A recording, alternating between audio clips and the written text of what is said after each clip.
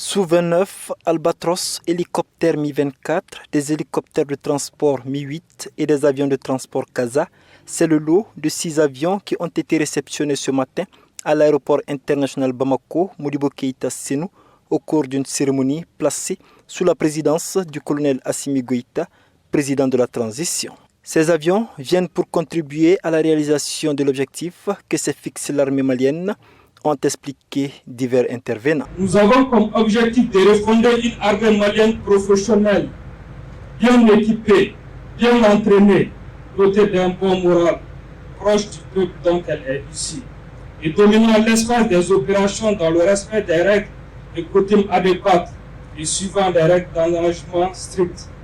Cette armée doit refléter les valeurs guerrières du Maliba, la diversité, l'unité et la cohésion de la nation, ainsi que la noblesse, la fierté et la soif d'indépendance héritée de nos ancêtres.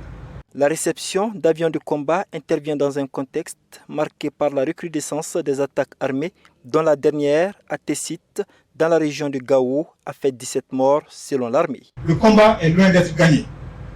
Le pays est loin d'être pacifié. Et le Mali se relève graduellement. Les obstacles se dresseront sur notre chemin et les coups durs ne manqueront pas d'arriver, comme nous l'avons encore vu récemment à Tessit ou ailleurs. Ces obstacles feront douter certains naturellement, et comment ne pas les comprendre. Mais il est important de garder en tête que notre pays se relève inexorablement.